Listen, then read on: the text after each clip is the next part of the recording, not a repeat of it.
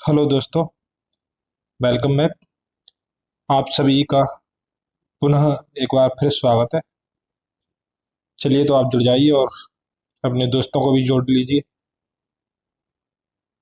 Share कर दीजिए उनके लिए भी। मैंने कमेंट देखी थी तो उनमें कुछ ये आया था कि थोड़ा श्लोक पढ़ाइए। ठीक है, मैं प्रयास करता हूँ कि आपको आराम आराम से ही पढ़ाऊंगा। और दूसरा एक कमेंट था कि थोड़ा डीप में भी पढ़ाइए, सभी पक्षों को एक्सप्लेन करके। तो आप टेंशन मत लीजिए, मैं सभी पक्षों को एक एक पक्ष पर विचार करते हुए हम आगे बढ़ेंगे।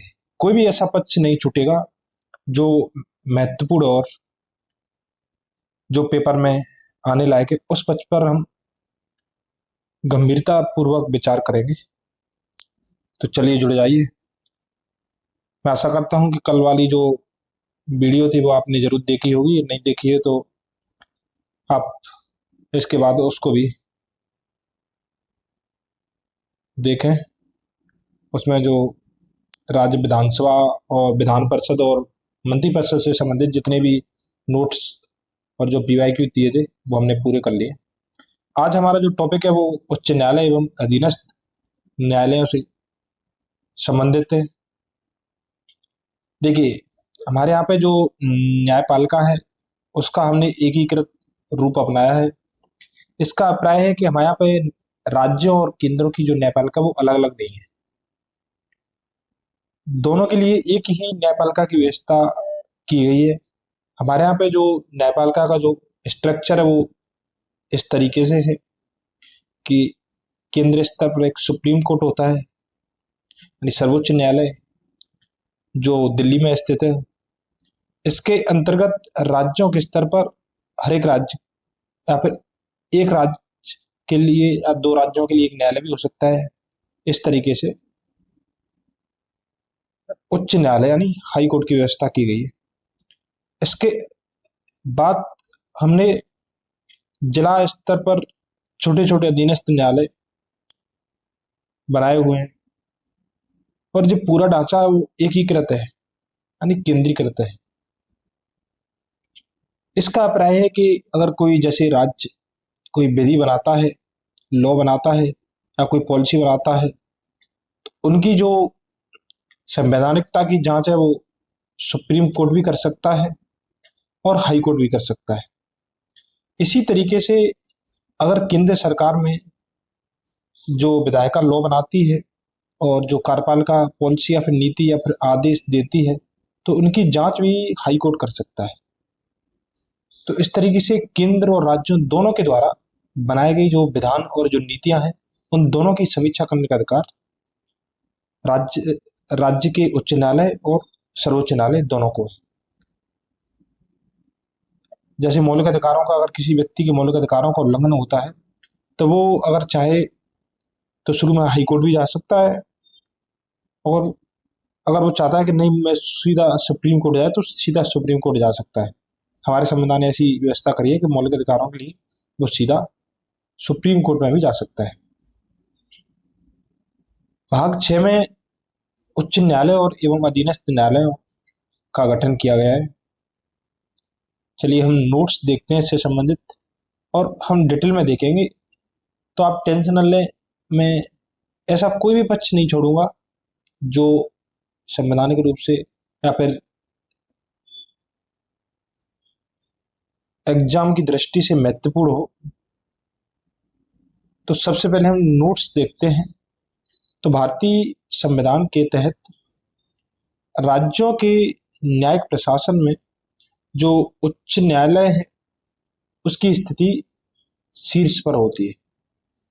देखिए, यहाँ पे वो दे रहा है कि जो राज्य का न्यायिक प्रशासन होता है उसमें सर्वोच्च उच्च न्यायालय ही है। और वैसे अगर सर्वोच्च तो फिर वो सुप्रीम कोर्ट है। बट राज्य में, क्योंकि राज्य में हमने देखा है ना, अधीनस्थ न्यायालय होते हैं, ग्राम पंचायत न्यायालय भी होते हैं, मोबाइल कोर्ट, अदालत और लोक अदालत वगैरह। तो उनकी जो अपील होती है वो हाई कोर्ट में होती है। इसके बाद फिर सुप्रीम कोर्ट में। तो यहाँ पे जो उच्च न्यायालय या फिर जो हाई कोर्ट है वो शीर्ष पे है। भारतीय संविधान में राज्यों के लिए उच्च न्यायालय हेतु भाग 6 का जो अध्याय 5 है, देख भाग 5 केंद्र सरकार से संबंधित है और जो भाग 6 है वो राज्य सरकार से संबंधित है।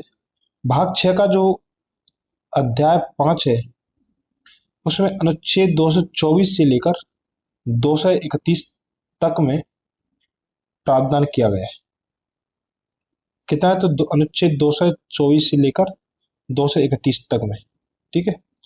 प्रत्येक राज्य के लिए एक उच्च न्यायालय की व्यवस्था की गई है।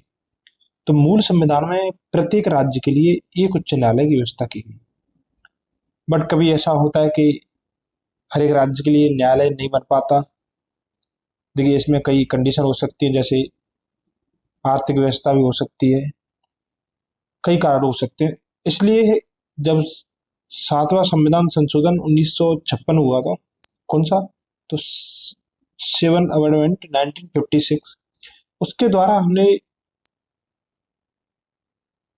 अनुच्छेद 231 के तहत संसद को यह अधिकार दिया गया, अनुच्छेद 231 के तहत किसको तो संसद को, कि अगर वो विधि द्वारा दो या दो से अधिक राज्यों के लिए अथवा दो या अधिक राज्यों और किसी संघ राज्य क्षेत्र के लिए एक सादा उच्च न्यायालय की स्थापना कर सकती है। मतलब अगर वो चाहे तो जैसे दो राज्यों के लिए एक उच्च न्यायालय बना सकती है, उसमें संघ सा जो राज्य क्षेत्र है वो भी शामिल हो सकता है। और उदाहरण के लिए मैं बता देता हूँ, जैसे जो पंजाब एंड जो हरियाणा है उनके लिए एक ही हाई कोर्ट है, ठीक है। और उसी के साथ जो चंडीगढ़ जो यूटी है यानी केंद्र शासित प्रदेश है, तो तीनों के लिए एक ही उच्च न्यायालय है, ठीक है। इसी तरीके से जो अंडमान निकोबार द्वीप समूह है वो उसकी जो अधिकारता है वो कौन सी हाईकोर्ट के अंतर्गत आती है, आप कमेंट करके बताइए। तो उसकी अधिकारता पश्चिम बंगाल के अंतर्गत आती है, ठीक है। इसके बाद लक्षद्वीप है, ठीक है। तो लक्षद्वीप की जो अधिकारता है वो केरल हाईकोर्ट के अंतर्गत आती है। देखिए केरल के लिए भी है वो और लक्षद्वीप के लिए, तो दोनों के लिए ये प्रावधान हमें कहां से मिला तो अनुच्छेद 231 से। इसके बाद जो दमन दीप और वो जो दादर नगर जो हवेली, जो दोनों यूटी हैं जिनका हमने या दोनों को मिला दिया है, उनकी महाराष्ट्र के अंतर्गत आती है, ठीक है। एक बार कंफर्म कर लीजिए, वैसे मैं कंफर्म हूँ कि महाराष्ट्र के अंतर्गत ही आती है, ठीक है। इसके साथ ही हमने अनुच्छेद 231 के प्रावधानों को लागू करते ही हमने जैसे जो पूर्वोत्तर के राज्य हैं उनमें भी साझा न्यायालय बनाया गया था। अब तो जैसे नागालैंड, उनके लिए हमने 2013 में, मिजोरम, उनके लिए हमने अलग अलग न्यायालय की स्थापना भी कर दी है, ठीक है। इस तरीके से जैसे जम्मू कश्मीर है और लद्दाख, तो दोनों के लिए कुछ न्यायालय है। एकमात्र केंद्र शासित प्रदेश दिल्ली है, उसका अपना हाई कोर्ट है, ठीक है, एकमात्र। और एक है पुडुचेरी, तो ये किसके अंतर्गत आता है आप बताएंगे, इसकी अधिकारता या कौन से हाई कोर्ट के अंतर्गत आती है, ठीक है, कमेंट करके बताइए।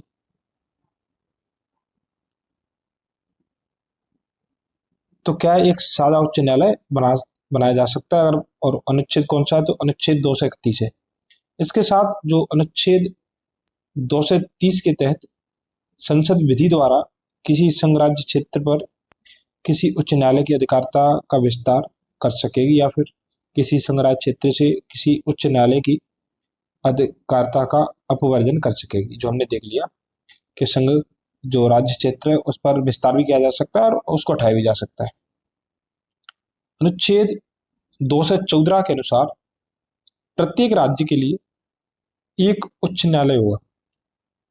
तो अनुच्छेद 214 में व्यवस्था की गई थी कि प्रत्येक राज्य के लिए एक उच्च न्यायालय होगा। अब आपको क्या करना है कि जो आप जिस भी स्टेट से हैं तो आप अपनी हाई कोर्ट को देखिए, उसकी स्थापना कब हुई और उसके अंडर में कौन कौन से राज्य आते हैं, या फिर वो अकेले उसी राज्य के लिए है। कमेंट भर करके बताइए। अनुच्छेद 215 के अनुसार प्रत्येक उच्च न्यायालय अभिलेख न्यायालय होगा। अभिलेख न्यायालय का होने का जो तात्पर्य वो ये है कि उच्च न्यायालय के जो निर्णय होते हैं, उनके जो आदेश होते हैं, वो अधीनस्थ न्यायालय के लिए बाध्य करते होते हैं, ठीक है, और साक्ष्य के रूप में भी रखे जाते हैं। मान के चलिए कि जैसे किसी केस पर सुनवाई चल रही है और उस केस पर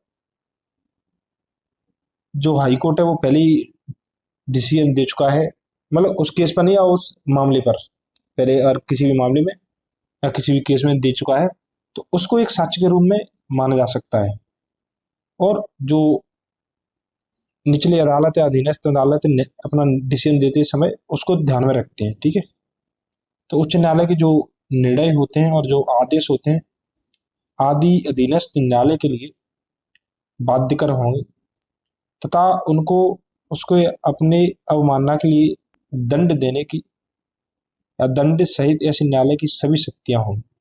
तो जो अभिलेख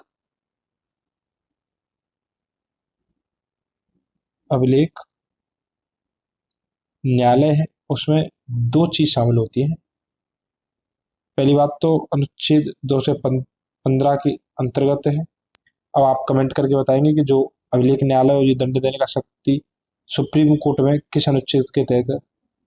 मैं आपको एग्जाम ऑप्शन दे देता हूँ। अनुच्छेद 128, अनुच्छेद 129, अनुच्छेद 130, अनुच्छेद 130, इन चारों में से बताइए, ठीक है। तो इसका मतलब होता है कि जो डिसीजन है वो साक्ष्य के रूप में रखे जाएंगे और दंड देने की शक्ति अवमानना के लिए, ठीक है। तो अभिलेख न्यायालय का होता है, इसका उल्लेख अनुच्छेद 215 में किया गया है, ठीक है। इसी तरीके से केंद्र में जो उच्चतम न्यायालय है वहां पर अनुच्छेद 129 आता है। आप कंफर्म कर लीजिए, मुझे कंफर्म है। आप देख सकते हैं कि अनुच्छेद 129 में भी सुप्रीम कोर्ट में आज अभिलेख न्यायालय की बात करी गई है। इसका तात्पर्य है कि जो उसके निर्णय हैं, आदेश हैं, अधीनस्थ न्यायालय के लिए बाध्यकर होंगे। उसको अपने अवमानना के लिए दंड देने सहित ऐसी न्यायालय की सभी शक्तियां हों। तो देखिए, अवमानना का मतलब दो तरीका से होती है, एक तो सिविल और एक होती है आपराधिक।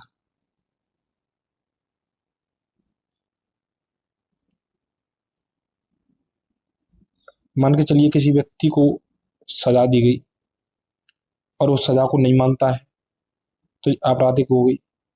सिविल का मतलब है कि उसकी कोई सुनवाई में बाधा डाल रहा है, सुनवाई में बाधा डाल रहा है, उसके डिसीजन को नहीं मानता है या भ्रमित करता है किसी व्यक्ति को, जिस सिविल, और इसके लिए दंड भी दिया जा सकता है, ठीक है।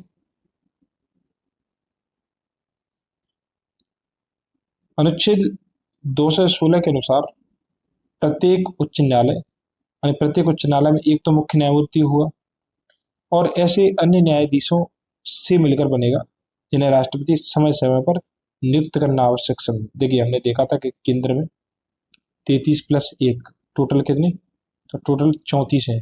तो हमें हमने स्पष्ट उल्लेख कर दिया उसका, और इसकी शक्ति किसको, संसद को दी गई है। बट यहाँ पर इस शक्ति राष्ट्रपति को दी गई है, तो थोड़ा सा अंतर है उच्च न्यायालय में। तो उच्च न्यायालय में एक मुख्य न्यायमूर्ति होता है, एक क्लियर है, बट जरूरत के अनुसार न्यायाधीशों की संख्या होगी, समय समय पर बढ़ाई हुई जाती है। और इसका निर्धारण कौन करेगा? राष्ट्रपति करेगा। और वहां पे कौन बढ़ाएगा? तो संसद बढ़ाती है। उच्च न्यायालय के न्यायाधीशों की जो नियुक्ति है तो राष्ट्रपति करता है। जैसे केंद्र स्तर पर उच्चतम न्यायालय के न्यायाधीशों की नियुक्ति राष्ट्रपति करता है, उसी तरीके से राज्यों में भी उच्च न्यायालय के न्यायाधीशों की जो नियुक्ति है वो ही राष्ट्रपति करता है। उच्च न्यायालय के न्यायाधीश 62 वर्ष की, तो 65 वर्ष होती है सुप्रीम कोर्ट के न्यायाधीशों की, और 62 वर्ष होती है राज्य के न्यायाधीशों की या फिर हाईकोर्ट के न्यायाधीशों की आयु तक पद धारण करते हैं। उच्च न्यायालय के न्यायाधीश राष्ट्रपति को संबोधित अपने हस्ताक्षर सहित लेख द्वारा अपना पद त्याग सकते हैं। अगर कोई भी जैसे न्यायाधीश अपना त्यागपत्र देना चाहता है तो फिर वो किसको सौंपेगा? तो राष्ट्रपति को सौंपता है, और अपने हस्ताक्षर भी करने पड़ेंगे उसे, तभी तो वो वैध माना जाएगा। नहीं फिर तो ऐसा लगेगा कि जबरदस्ती दे दिया या फिर जबरदस्ती दिलवा दिया। तो अगर अपने वो हस्ताक्षर करता है तो इससे फिर माना जाता है कि उस व्यक्ति ने खुद रिजाइन दिया है। उच्च न्यायालय के न्यायाधीश को राष्ट्रपति के आदेश से पद से हटाया जा सकता है। तो उच्च न्यायालय का एक तरीका तो है कि वो पद त्याग यानी खुद त्यागपत्र दे दे। दूसरा तरीका है कि उच्च न्यायालय का जो न्यायाधीश है उसे राष्ट्रपति हटा देगा अपने आदेश से, बट खाली अपने आदेश से नहीं हटाएगा, इसके लिए प्रक्रिया होती है।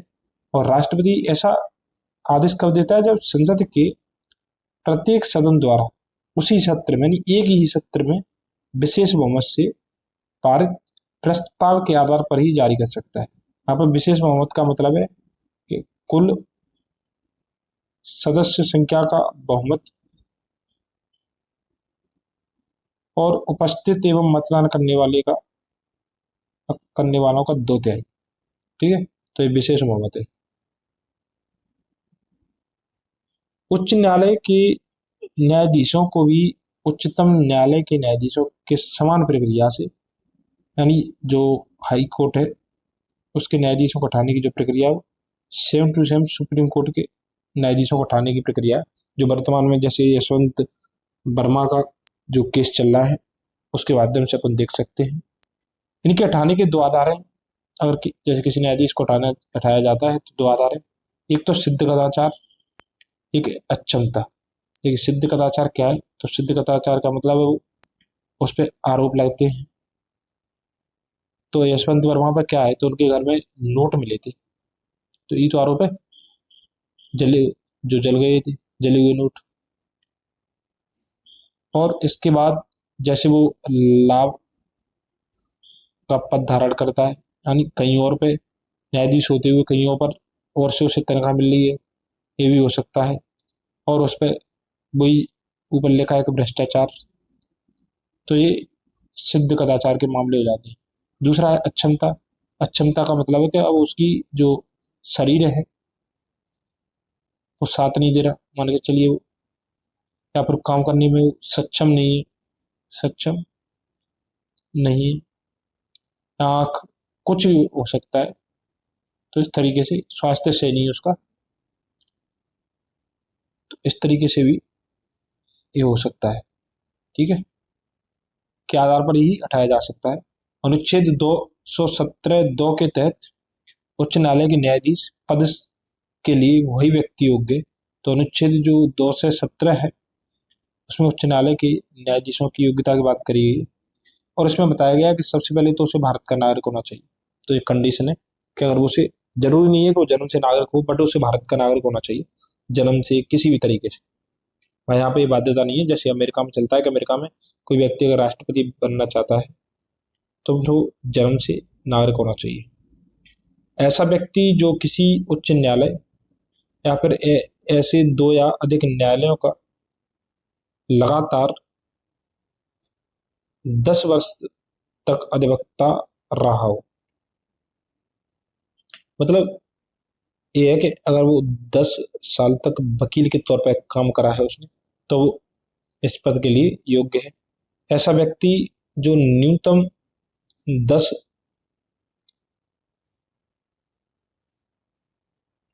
वर्ष तक राज्य भारत के राज्य क्षेत्र में न्यायिक पद धारण किया हो, या फिर ऐसा हो सकता है कि 10 वर्ष तक उसने कोई ऐसा जो पद है जो न्याय का वो धारण किया हो, तो भी फिर वो योग्य हो जाता है।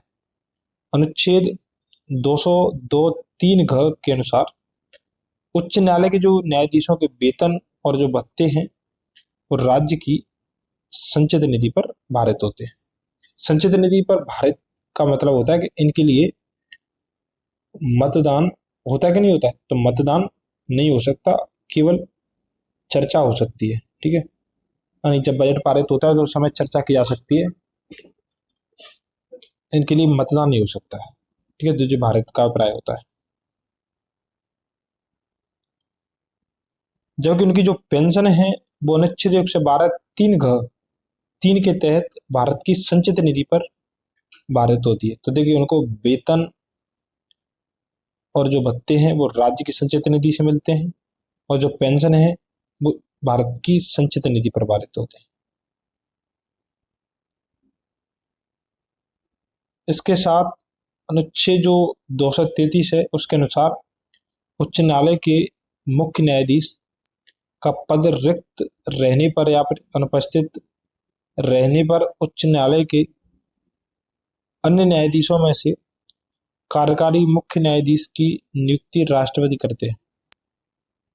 मतलब उच्च न्यायालय में कार्यकारी न्यायाधीश बनाए जाने का भी प्रावधान है। कौन से अनुच्छेद में? तो अनुच्छेद 223 में। इसके लिए कंडीशन है कि अगर मुख्य न्यायाधीश का अगर पद पर रिक्त रहने या अनुपस्थित है, या तो वो रिक्त पद, या फिर जैसे हम एमपी में देख सकते हैं, तो मुख्य न्यायाधीश का जो पद है या तो वो रिक्त है या फिर वो अनुपस्थित है, उस समय तो कार्यकारी मुख्य न्यायाधीश की नियुक्ति, और इसकी नियुक्ति कौन करेगा? तो राष्ट्रपति करेंगे। इसके बाद अनुच्छेद जो 224 है उसके तहत राष्ट्रपति किसी उच्च न्यायालय के कार्य में अस्थायी वृद्धि या कार्य के बकाया रहने के कारण सम्यक रूप से अहृत व्यक्तियों को 2 वर्ष से अवधि के लिए, यानी 2 वर्ष की अवधि के लिए, कितना? तो 2 वर्ष की अवधि के लिए अपर न्यायाधीश, एडिशनल जज के रूप में नियुक्त कर सकता है। ठीक है, तो 2 वर्ष रहेगा अपर न्यायाधीश, तथा किसी उच्च न्यायालय के किसी न्यायाधीश के अनुपस्थित रहने या फिर कर्तव्यों के पालन में असमर्थ रहने की अवधि में उस अवधि तक के लिए समग्र रूप से अहृत किसी व्यक्ति को कार्यकारी एक्टिंग जज, कार्यकारी न्यायाधीश, तो 3 तरीके का है। देखिए, एक अपर न्यायाधीश, कार्यकारी न्यायाधीश, और एक और कौन सा है?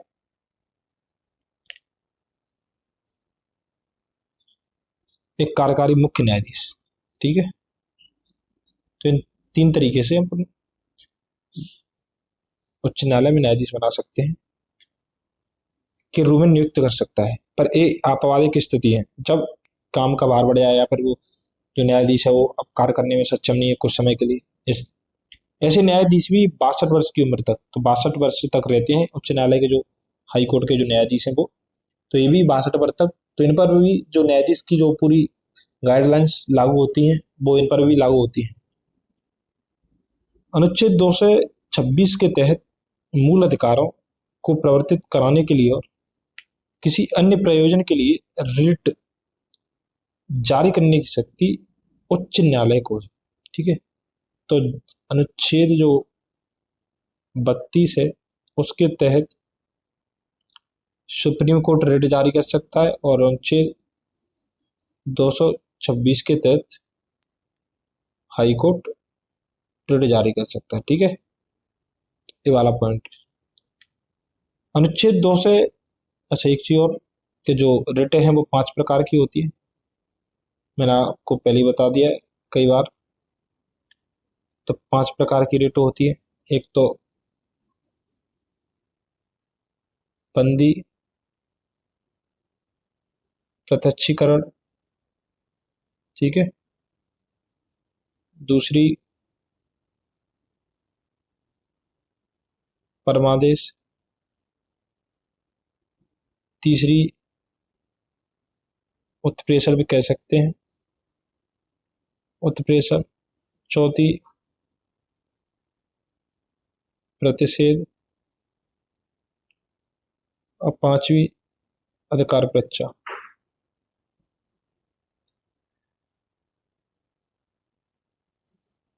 ठीक है, इस तरीके से 5 प्रकार की ऋण जारी की जा सकती है। अनुच्छेद 32 और 236 के तहत, 32 के तहत हाई कोर्ट के, नहीं के तो सुप्रीम कोर्ट, तो 32 के तहत सुप्रीम कोर्ट, अनुच्छेद 226 के तहत हाई कोर्ट। ठीक है। अनुच्छेद 227 के अंतर्गत उच्च न्यायालय अपनी अधिकारिता वाले राज्य क्षेत्र के सभी न्यायालयों पर अधीक्षण सुप्रीडेंट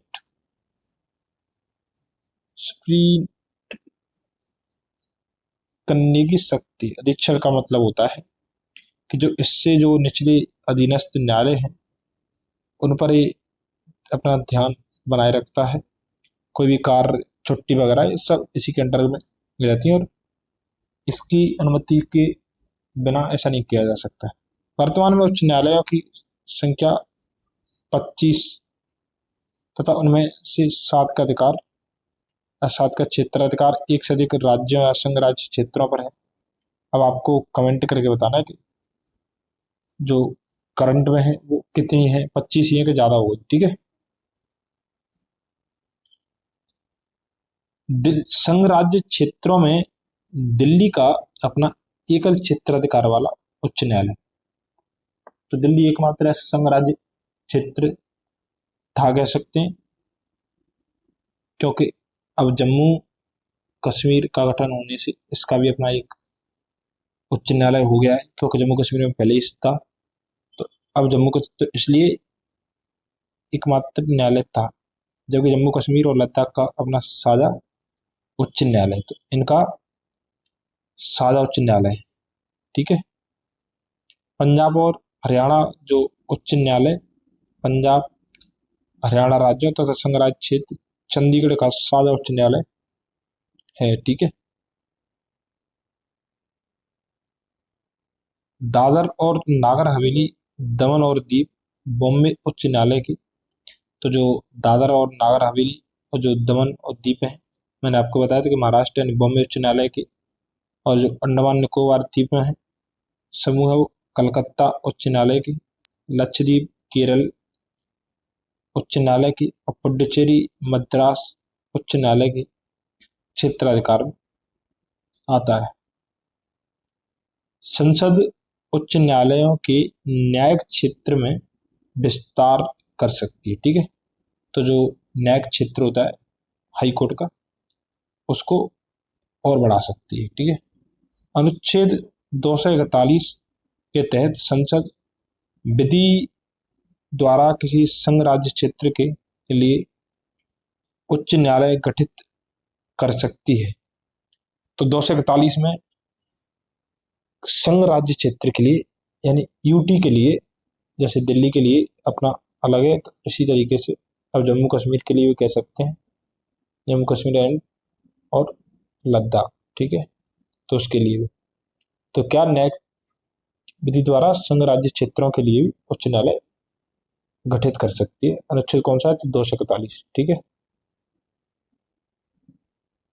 या ऐसे राज्य क्षेत्र में किसी उच्च न्यायालय को इस संविधान के किन्हीं प्रयोजनों के लिए, सभी या फिर किन्हीं प्रयोजनों के लिए उच्च न्यायालय घोषित कर सकती है। सर्वप्रथम 1862 ईस्वी में कलकत्ता, बम्बई और मद्रास उच्च न्यायालय की स्थापना की गई। सबसे पहले 1862 में कलकत्ता, बम्बई और मद्रास उच्च न्यायालय की स्थापना की गई थी। इलाहाबाद उच्च न्यायालय की जो स्थापना है मूलतः 1866, ठीक है, कब? 1866 में करी गई थी। ठीक है। उत्तर पश्चिमी प्रांतों हेतु उच्च न्यायालय के रूप में आगरा में सदर दीवानी अदालत के स्थान पर हुई थी, जिसे 1869 ईस्वी में इलाहाबाद स्थानांतरित कर दिया था। तो सबसे पहले आगरा में हुई थी, उसके बाद हमने इसे फिर ब्रिटिश के समय इलाहाबाद ट्रांसफर कर दिया था 3 साल बाद 1869 में, तथा वर्ष 1919 में इसे जो इलाहाबाद नाम वर्तमान नाम दिया गया था। संविधान में भाग 6 के जो अध्याय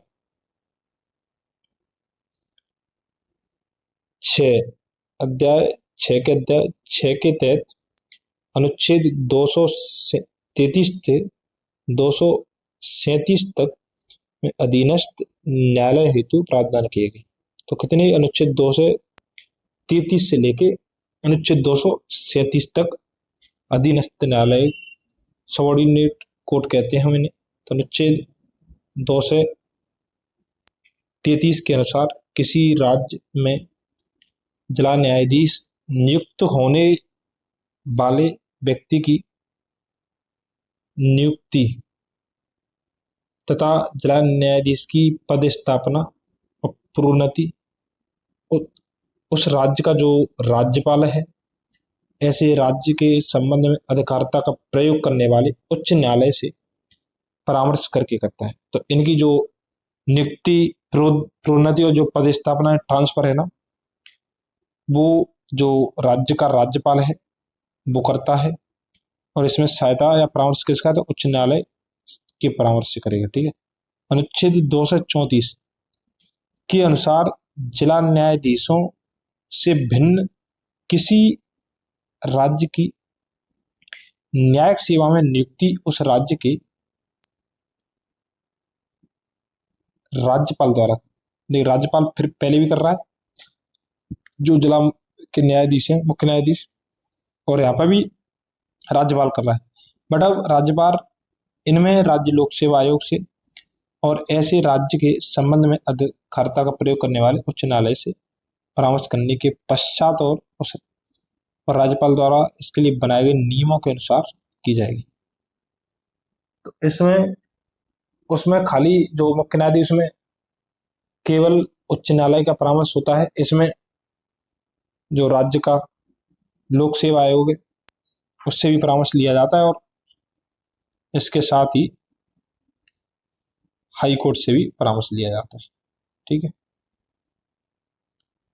अनुच्छेद 235 के तहत उच्च न्यायालय अधीनस्थ न्यायालयों पर नियंत्रण रखता है। अनुच्छेद 235 के तहत जो उच्च न्यायालय अधीनस्थ न्यायालयों पर नियंत्रण रखता है। लोक अदालतों के माध्यम से सामान्य न्यायालयों में लंबित मामलों का दोनों पक्षों के मध्य समझौते के आधार पर निपटारा किया जाता है। तो लोक अदालतों के लिए जो एक्ट था वो 1987 में आया था और 2002 में इन्हें स्थायी कर दिया गया था। तो मुख्यतः जो लोक अदालतें हैं वो न्यायालय की एक ऐसी अनुच्छेद 39 ए को ध्यान में रखते हुए संचालित की जाती हैं, जिसमें निःशुल्क विधिक सहायता की बात करी गई। ठीक है। विधिक सहायता निःशुल्क। ठीक है। तो निःशुल्क विधिक सहायता की बात करी गई है, और आपको पता हो तो जो लोक अदालत होती है उसके जो निर्णय हैं बाध्यकारी होते हैं और इन पर अपील नहीं की जा सकती। इसमें दीवानी मामलों के साथ, दीवानी मामलों का मतलब होता है कोई जुर्म या कोई किसी पे जैसे शुल्क वगैरह, या फिर जो कंपनियों से संबंधित मामले होते हैं, टैक्स मैक्स के संबंधित जो मामले होते हैं वो जुर्म सिविल मामलों से संबंधित है। इसके साथ ही कतिपय प्रशम्य का मतलब होता है कि जो यहाँ पे जिस विवाद का समाधान किया जा सकता है, आपराधिक मामलों पर भी विचार किया जा सकता है। आपराधिक मामले आप जानते हैं कि अगर किसी व्यक्ति ने जैसे किसी की हत्या कर दी या फिर कोई ऐसा अपराध किया है जैसे सेक्सुअल हरासमेंट, या फिर ये तो जो अपराध आते हैं पूरे, तो लोक अदालतों में वर्तमान या सेवानिवृत्त न्यायिक अधिकारी अथवा विधिक ज्ञान रखने वाला व्यक्ति पीठासीन अधिकारी होता है। ग्राम न्यायालय अधिनियम 2008। तो कब, तो ग्राम न्यायालय अधिनियम कब बनाया गया? तो 2008 के तहत ग्राम न्यायालय, जैसे हम मोबाइल कोर्ट या फिर हम चलित न्यायालय भी कहते हैं, को सिविल और आपराधिक दोनों ही मामलों की सुनवाई का अधिकार है। तो ये वो कहता है कि कभी कभी स्टेटमेंट देता है कि जो ग्राम न्यायालय केवल सिविल सिविल मामलों की सुनवाई कर सकते हैं, आपराधिक मामलों की नहीं। तो ये गलत है, क्योंकि वो सिविल और आपराधिक दोनों की सुनवाई कर सकते हैं। बट होता है कि छोटे केसों की सुनवाई करते हैं, सुनवाई का अधिकार है। एक सेकंड रुकिएगा, मैं पॉज कर देता हूँ। चलिए तो हम प्रश्न देखते हैं अब इससे संबंधित।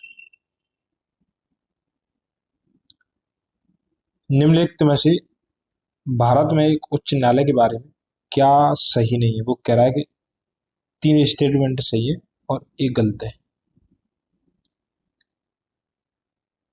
चलिए तो मैं देख लेते हैं।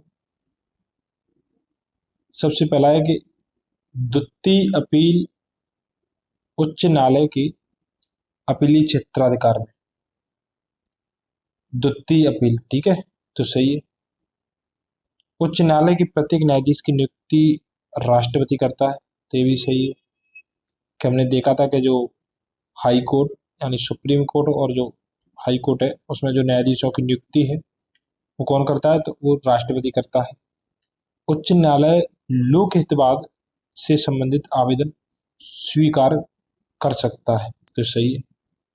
उच्च न्यायालय के न्यायाधीशों की नियुक्ति राज्यपाल करता है, तो ये पॉइंट गलत है, क्योंकि अगर एक गलत है तो ये सही होगा, और ये सही होगा तो फिर ये गलत हो जाएगा। तो इसलिए अगर ये सही है तो राज्यपाल अपने आप ही गलत हो जाएगा। भारतीय संविधान का जो अनुच्छेद 217 है उसका क्लोज एक है, उसके अनुसार उच्च न्यायालय के मुख्य न्यायमूर्ति और अन्य न्यायाधीशों की जो नियुक्ति है वो राष्ट्रपति करता है। इसके लिए भारत के मुख्य न्यायमूर्ति से, उस राज्य के राज्यपाल से और मुख्य न्यायमूर्ति से भिन्न किसी न्यायाधीश की नियुक्ति की दशा में उस उच्च न्यायालय के मुख्य न्यायमूर्ति से परामर्श के पश्चात राष्ट्रपति अपने हस्ताक्षर और मुद्रा सहित अधिपत्र द्वारा उच्चतम न्यायालय के प्रत्येक न्यायाधीश को नियुक्त करेगा। तो अब तो जो नियुक्ति होती है उसमें हमने देखा कॉलेजियम के द्वारा होती है। तो मुख्य न्यायमूर्ति में 1+4 यानी टोटल 5 लोगों की कॉलेजियम होती है, ठीक है। इस तरीके से जो राष्ट्रपति कॉलेजियम की सिफारिश पर नियुक्ति करता है, इसमें वो जब नियुक्ति करता है तो वो राज्य के राज्यपाल से भी परामर्श करता है। कॉलेजियम में सब आएंगे और वो उस कहाँ पे हो रहा है, उसके न्यायाधीश से। कार्यकारी न्यायाधीशों की नियुक्ति की जाती है, तो हमने देखा था कार्यकारी न्यायाधीशों की नियुक्ति उच्च न्यायालय में होती है, ठीक है। तो ऑप्शन सी सही है। अनुच्छेद जब आप 224 देखोगे तो उसके तहत उच्च न्यायालय में अपर और कार्यकारी एडिशनल और एक्टिंग न्यायाधीशों की नियुक्ति का प्रावधान है। अनुच्छेद 224 के अनुसार यदि किसी उच्च न्यायालय के कार्य में किसी अस्थायी वृद्धि के कारण यानी अगर वो जो कार्यभार है वो बढ़ जाता है, तब हम उस कार्य के बकाया होने के कारण राष्ट्रपति को यह प्रतीत होता है कि उच्च न्यायालय के न्यायाधीशों की संख्या को तत्समय बढ़ा देना चाहिए, तो फिर राष्ट्रपति सम्यक रूप से जो अहर्त मतलब योग्य व्यक्ति है उसे 2 वर्ष के लिए यानी 2 वर्ष से कम अवधि के लिए, ऐसी अवधि के लिए जो वह निर्दिष्ट करे, उच्च न्यायालय का अपर न्यायाधीश नियुक्त करता है। तो अनुच्छेद 224, ठीक है।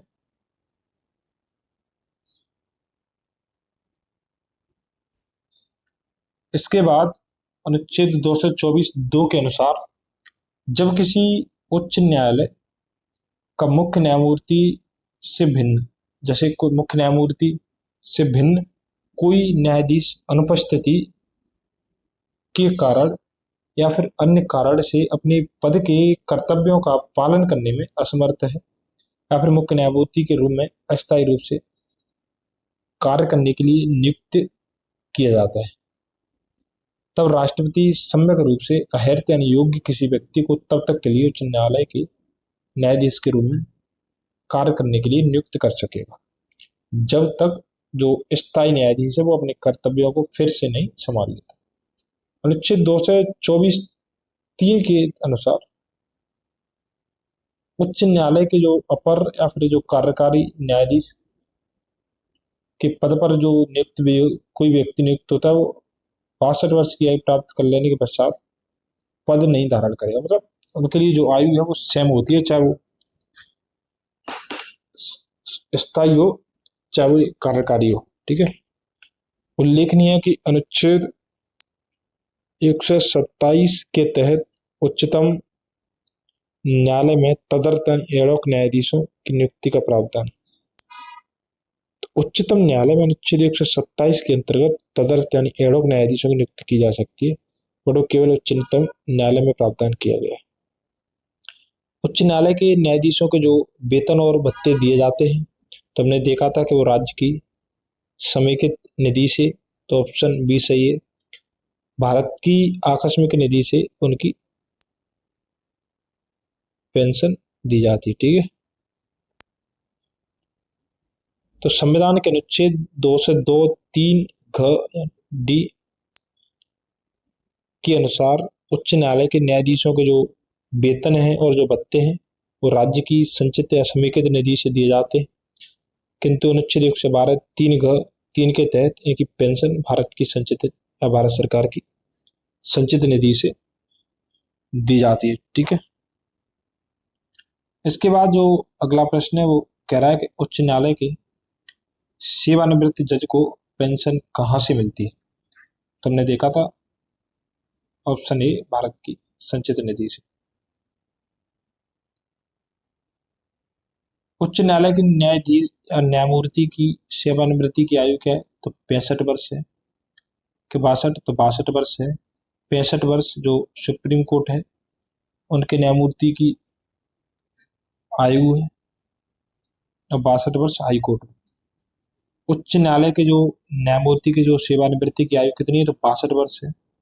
संविधान का जो अनुच्छेद 217(1) में ये आपको ध्यान रखना है कि 15वां संविधान संशोधन 1963 में हमने 60 से बढ़ाकर 62 वर्ष, कितनी, तो 62 वर्ष, पहले 60 वर्ष थी, 62 वर्ष। उच्च न्यायालय के न्यायाधीशों की जो सेवानिवृत्ति की आयु 62 वर्ष से बढ़ाकर 65 वर्ष करने हेतु 114वां संविधान संशोधन विधेयक लोकसभा में 2010 में प्रस्तुत किया गया था, परंतु तत्कालीन 15वीं लोकसभा के द्वारा विघटन 2012 में विघटन के बाद यह व्यक्तिगत हो गया था। दिसंबर 2019 में पी विल्सन द्वारा इसी संदर्भ में गैर सरकारी संविधान संशोधन विधेयक राज्यसभा में प्रस्तुत किया। मतलब समझिए क्या है, कुछ नहीं है इसमें। शुरू में 60 वर्ष थी, हमने 15वां संविधान संशोधन किया 1963 में और बढ़ाकर हमने 62 कर दी। अब इसके लिए 114वां संविधान संशोधन आया तो 2010 में, बट लोकसभा भंग हो गई, इसलिए वो अधिनियम का रूप नहीं ले पाया, सब नई संशोधन नहीं हो पाया संविधान में, इसलिए वो 65 का जो प्रावधान करने जा रहे थे वो नहीं हो पाया था। तो अभी प्रेजेंट में कितनी है, 62 वर्ष है। निम्नलिखित कथनों पर विचार कीजिए। भारत में 25 उच्च न्यायालय है। ठीक है। करंट आप थोड़ा सा इसमें एक बार और कंफर्म कर लेना। पंजाब, हरियाणा और केंद्र शासित प्रदेश चंडीगढ़ का एक ही सामूहिक उच्च न्यायालय है, तो ये सही है। हमने देखा था कि पंजाब, हरियाणा और चंडीगढ़ के लिए एक ही उच्च न्यायालय है। राष्ट्रीय राजधानी क्षेत्र दिल्ली का स्वयं का उच्च न्यायालय है। तो ये तीनों पॉइंट सही है और वो सही पूछ रहा है, तो इस तरीके से ऑप्शन सी सही है। उच्च न्यायालय राज्य के न्यायिक प्रशासन का उच्चतम स्तंभ है। भारत वर्तमान में भारत में उच्च न्यायालय की संख्या 25 है। मार्च 2013 में पूर्वोत्तर के 3 राज्यों Meghalaya, Manipur, Tripura M M T में नए उच्च न्यायालय की स्थापना की गई थी। 1 जनवरी 2019 से तेलंगाना एवं आंध्र प्रदेश के लिए पृथक उच्च न्यायालय अस्तित्व में आए। 1966 में पंजाब जो उच्च न्यायालय को बदलकर पंजाब एवं हरियाणा उच्च न्यायालय उसका नाम परिवर्तित कर दिया गया, जो पंजाब, हरियाणा और केंद्र शासित प्रदेश चंडीगढ़ का साझा उच्च न्यायालय। संघ राज्य क्षेत्रों में दिल्ली का अपना एकल क्षेत्राधिकार वाला उच्च न्यायालय। तो दिल्ली एकमात्र है जिसका एकल क्षेत्राधिकार है और उसका अपना उच्च न्यायालय। भारत में उच्च न्यायालय के संबंध में निम्नलिखित कथनों पर विचार कीजिए। तो देश में 18 उच्च न्यायालय, तो ये तो गलती है, अभी हमने देखा था कि 25 है। उनमें से 3 का जो क्षेत्राधिकार है एक राज्य से अधिक पर है, तो ये भी गलत है। किसी भी संघ राज्य क्षेत्र का अपना उच्च न्यायालय नहीं, तो ये तो गलती हो गया क्योंकि हमने अभी देखा था कि दिल्ली का है। उच्च न्यायालय के न्यायाधीश 62 वर्ष की उम्र तक पद धारण करते हैं। तो इस तरीके से 14 हमने देखा था कि 15वां अमेंडमेंट 1963 में हुआ था और उनकी 60 से बढ़ाकर 62 करी गई थी। तो वर्तमान में देश में कुल 25 उच्च न्यायालय हैं। उनमें से 7 का जो क्षेत्राधिकार है एक से अधिक राज्यों और संघ राज्य क्षेत्रों पर है। कितना? तो 7, ठीक है, टोटल 25। संघ राज्य क्षेत्रों में दिल्ली का अपना एकल क्षेत्राधिकार वाला उच्च न्यायालय, जबकि जम्मू एवं कश्मीर, लद्दाख का अपना साझा उच्च न्यायालय है। पंजाब और हरियाणा उच्च न्यायालय भी पंजाब एवं हरियाणा राज्यों तथा संघ राज्य क्षेत्र चंडीगढ़ का साझा उच्च न्यायालय है। उच्च न्यायालय के न्यायाधीश 62 वर्ष तक अपना पद धारण करते हैं, अतः वे केवल कथन 4 सही है। और जो सुप्रीम कोर्ट होता है उसके न्यायाधीश 65 वर्ष तक। ठीक है। भारत में उच्च न्यायालयों की संख्या कितनी है? तो 25 है, इसमें नहीं दिया है। 21 थी तो 25 हो गई। अंडमान निकोबार द्वीप समूह निम्नलिखित उच्च न्यायालयों में से किस एक का क्षेत्राधिकार है? तो कोलकाता, मैंने आपको बताया था, कलकत्ता यानी पश्चिम बंगाल। अंडमान निकोबार द्वीप समूह पर कोलकाता उच्च न्यायालय वर्तमान में 7 साझे उच्च न्यायालय जिनकी अधिकारता एक से अधिक या राज्यों या संघ राज्य क्षेत्रों पर है। जैसे जो बॉम्बे उच्च न्यायालय है उसकी जो अधिकारता है वो महाराष्ट्र, गोवा, दादर नगर हवेली और दमन दीव तक। तो 3 कह सकते हैं, गोवा, महाराष्ट्र और दादर नगर हवेली और दमन दीव जो मिला दी है पहले अलग अलग थे। कलकत्ता की पश्चिम बंगाल और अंडमान निकोबार द्वीप समूह पे। जो गुवाहाटी है उसकी असम, अरुणाचल प्रदेश, मिजोरम और नागालैंड। केरल हमने देखा था कि केरल और लक्षद्वीप की। इसके बाद मद्रास में हमने देखा था कि तमिलनाडु तो आता ही है, उसके बाद पुडुचेरी भी इसी की अधिकारता के अंतर्गत आता है। अब आपको थोड़ा सा चलिए पहले एक कर लेते हैं। तो पंजाब और हरियाणा उच्च न्यायालय यानी पंजाब, हरियाणा एवं उच्च न्यायालय और चंडीगढ़ तथा जम्मू कश्मीर और लद्दाख उच्च न्यायालय। अब आपको लगता हो कि कलकत्ता यहाँ पर रहा, अंडमान निकोबार द्वीप समूह यहाँ पर रहा, तो फिर ऐसे तो ऐसे नहीं है। देखिए इसके लिए ब्रांच होता एक ही है, बट यहाँ पे भी एक ब्रांच है, यहाँ पे भी एक ब्रांच, ऐसे ब्रांच खोल देते हैं। जैसे एमपी में अगर कोई एमपी से जुड़ा है तो उसको पता होगा कि एमपी की जो मुख्य ब्रांच है वो उच्च न्यायालय की जबलपुर है, ठीक है, जो मेन ब्रांच है। इसके बाद एक ब्रांच इंदौर में है और एक ब्रांच ग्वालियर में, और एक नई पीठ की स्थापना भोपाल में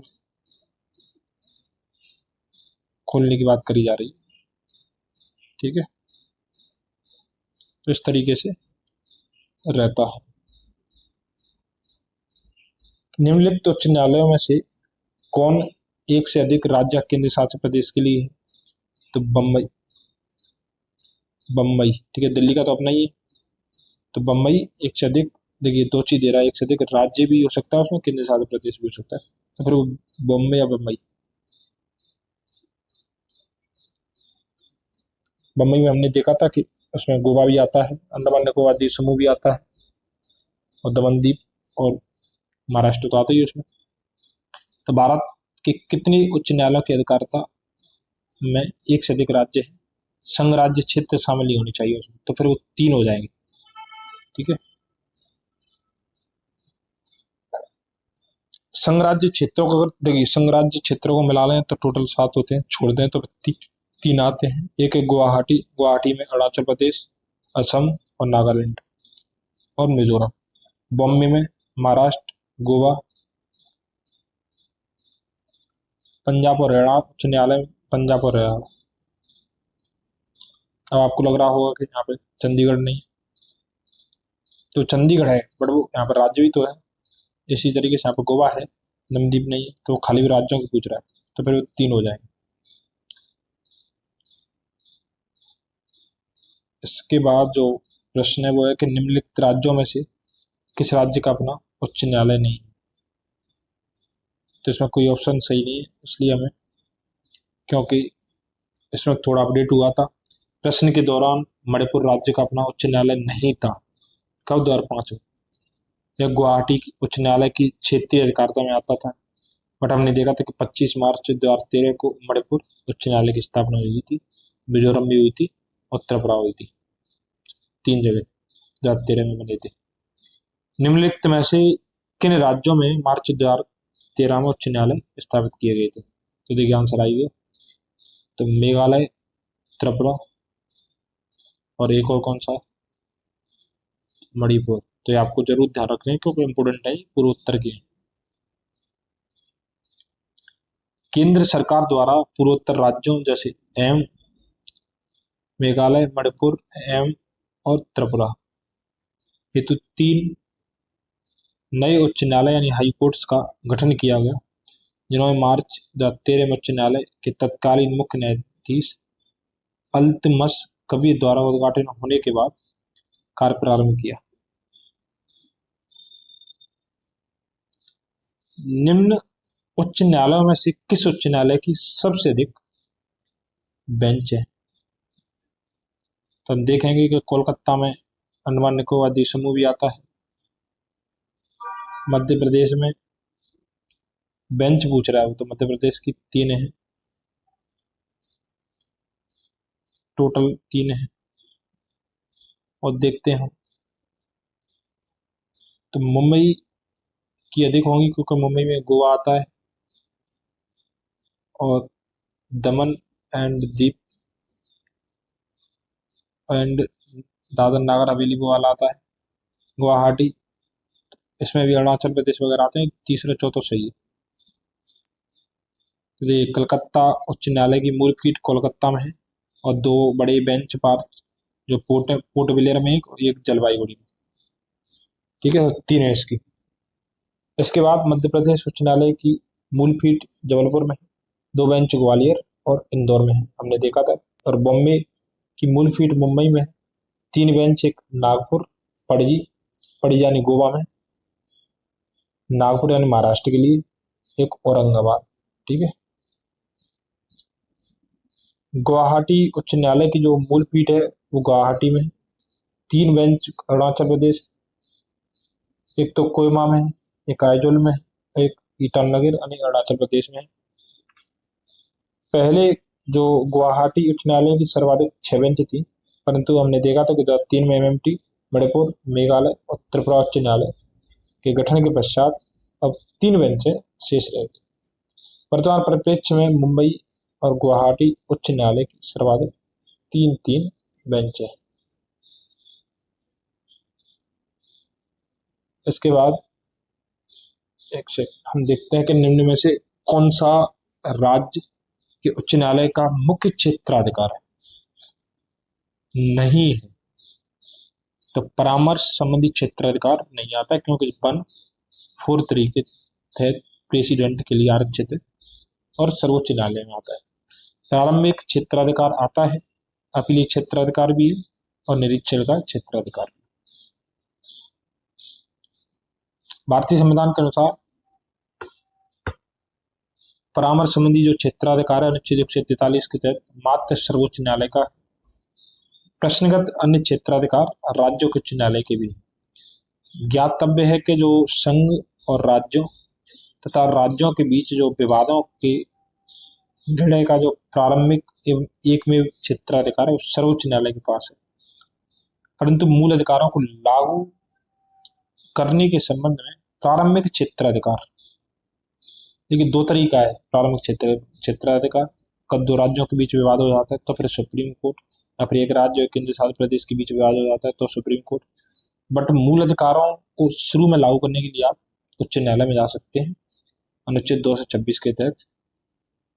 तो प्रारंभिक क्षेत्राधिकार उसको भी है और प्रारंभिक क्षेत्राधिकार सुप्रीम कोर्ट को है।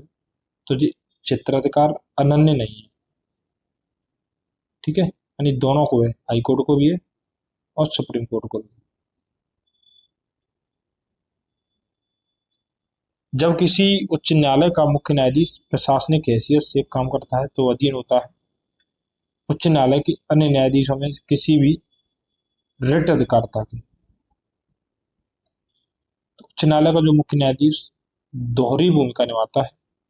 प्रथम वो न्यायिक कार्य करता है एवं द्वितीय वो प्रशासनिक हैसियत से कार्य करता है। प्रशासनिक हैसियत से कार्य करते हुए वो निचली अदालतों का पर्यवेक्षण, अधीक्षण, प्रशासन एवं नियंत्रण करता है। इन कार्यों में व्यवहार करने पर वो उच्च न्यायालय की रिटों की अधिकारता में आता है, ठीक है। 226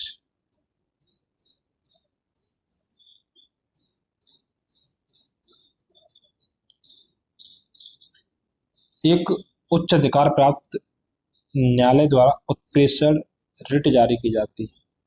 तो जिसे हम सर्टिफिकेट बोलते हैं, कब की जाती है? एक अधीनस्थ न्यायालय को कि वह पुनरीक्षण रिव्यू हेतु एक मामले विशेष की कार्रवाई का अभिलेख उन्हें हस्तांतरित करे। तो इसका मतलब ये होता है कि अगर किसी निचली अदालत में कोई मामला चल रहा है तो उत्प्रेषण के माध्यम से जो हाई कोर्ट है वो उस मामले को अपने यहाँ पे मंगा लेता है, ठीक है।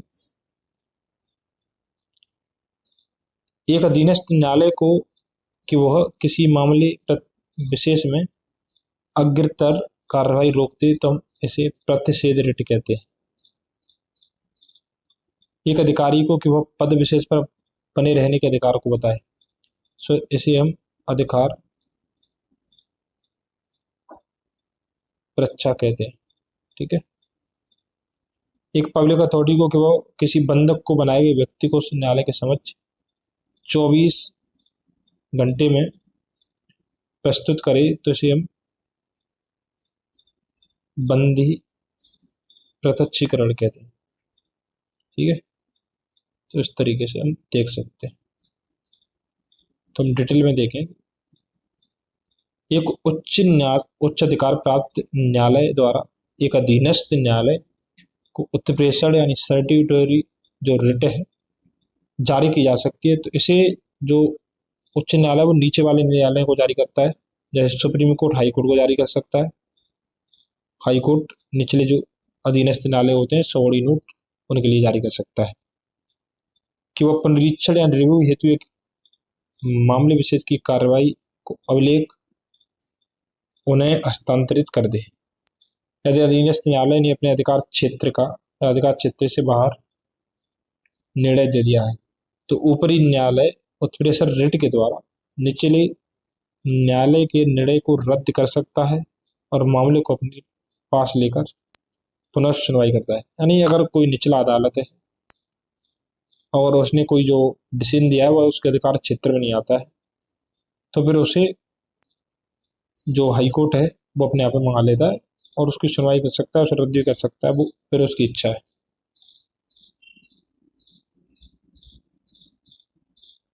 निम्नलिखित में से कौन सी एक याचिका अधीनस्थ न्यायालयों की कार्य पद्धति का परीक्षण करती है? तो हम देखा था कि उत्प्रेषण अधिकार परीक्षा में कोई जैसे व्यक्ति पद पर बैठा हुआ है तो उससे पूछा जाता है कि जो पद पर बैठा है उसकी योग्यता है कि नहीं। परमादेश का मतलब है कोई सरकारी पद है और उस पर पद पर बैठा हुआ व्यक्ति अपने कार्यों का सही तरीके से निर्वहन नहीं कर रहा है तो जो कोर्ट है उसे आदेश दे सकता है अपने कार्यों के निर्वहन के लिए, इसे परमादेश कहते हैं। बंदी प्रत्यक्षीकरण का मतलब है कि या तो सरकार हो या फिर कोई अन्य व्यक्ति और किसी व्यक्ति को बंदी बनाता है तो 24 घंटे के अंदर उसे हाई कोर्ट या फिर सुप्रीम कोर्ट के समक्ष पेश करना होगा और बताना होगा कारण क्यों बंदी बनाया, और कोई कारण सही नहीं है तो बंदी बनाए व्यक्ति को, उस व्यक्ति को जिसने बंदी बनाया उसे रिहा करने का ऑर्डर देता है। उत्प्रेषण और प्रतिषेध याचिकाएं अधीनस्थ न्यायालयों की कार्य पद्धति का परीक्षण करती है। जब अधीनस्थ न्यायालय अपनी अधिकार क्षेत्र से बाहर किसी विषय पर सुनवाई करता है, यानी उसका अगर अधिकार क्षेत्र नहीं है फिर भी वो सुनवाई कर रहा है, अधिकार क्षेत्र से बाहर, ठीक है, किसी विषय पर सुनवाई करता है तो ऊपरी जो न्यायालय है प्रतिषेध याचिका द्वारा मामले को अपने पास मंगा लेता है। जबकि यदि अधीनस्थ न्यायालय ने अपने क्षेत्राधिकार के बाहर निर्णय दे दिया है तो ऊपरी न्यायालय उत्प्रेषण याचिका के द्वारा उस निर्णय को रद्द भी कर सकता है और मामले को अपने पास लेकर सुनवाई भी कर सकता है, ठीक है। तो निम्नलिखित में से कौन एक रिट न्यायालय में कार्यवाही लंबित होने की दशा में लागू होती है? तो इसे प्रतिषेध कहते हैं। देखिए प्रोविजन, इसका मतलब देखिए एक है उत्प्रेषण। उत्प्रेषण कब लागू होती है? जब निचले अदालत ने डिसीजन दे दिया है और उसमें उसने अपने जो अधिकार हैं, अपने जो उसका अधिकार क्षेत्र है वो उसके अंडर नगद नहीं आता है तो फिर जो उच्च न्यायालय है यानी हाई कोर्ट है उसके पास अधिकार है कि वो जो डिसीजन दिया है उसे रद्द कर दे या फिर उसको अपने आप में मंगा सकता है और उसकी सुनवाई कर सकता है। और ये प्रतिषेध कार्रवाई लंबित होने की दशा में, कार्रवाई यानी लंबित है तब, परमादेश का मतलब है किसी सरकारी पद पर बैठे हुए व्यक्ति को अपने कार्यों के निर्वहन के लिए आदेश देना। अधिकार परीक्षा का मतलब है कि अगर कोई व्यक्ति मान के चलिए जैसे कोई पटवारी है, वो अपने पद पर बैठा है यानी पटवारी है, तो उससे और किसी व्यक्ति ने अधिकार परीक्षा ग्रेड जारी करके देख लिया तो उसे बताना पड़ेगा कि जो पटवारी बनने की जो योग्यता है उस व्यक्ति में है या नहीं है। अगर नहीं है तो फिर वो दिक्कत खड़ी हो जाएगी।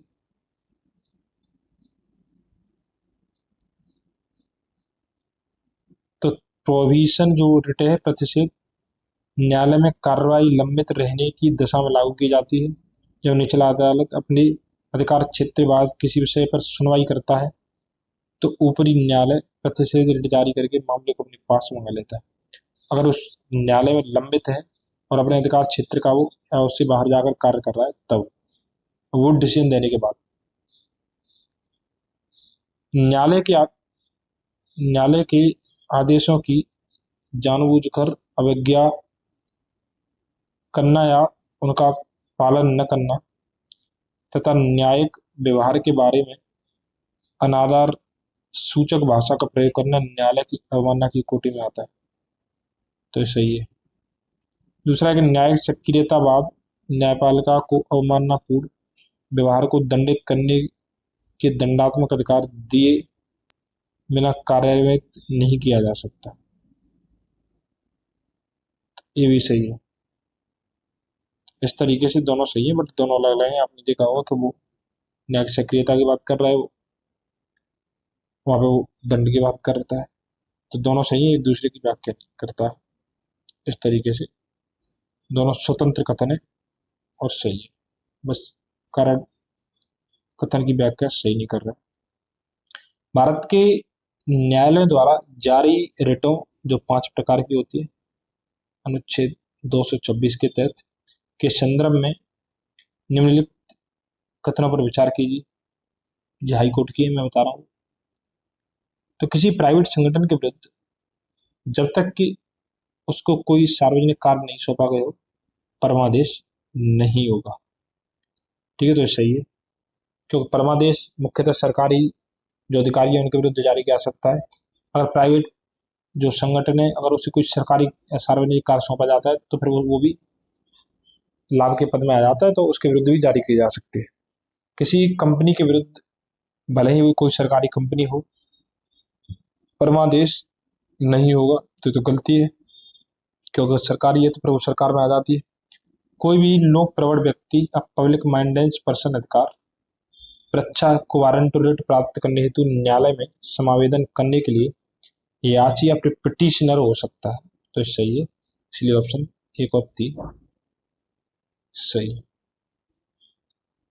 जब भारत के आप संविधान को देखेंगे तो वहाँ पे अनुच्छेद 32 मौलिक अधिकारों में अनुच्छेद 226 के तहत क्रमशः उच्चतम न्यायालय और क्रमशः का मतलब 32 से उच्चतम न्यायालय, 226 उच्च न्यायालय को कुल 5 प्रकार की रिट जारी करने की शक्ति देता है, जिसमें बंदी प्रत्यक्षीकरण मैंने आपको बता दिया, परमादेश भी बता दिया, प्रतिषेध, उत्प्रेषण और अधिकार परीक्षा। इस तरीके से 5 प्रकार की रिट।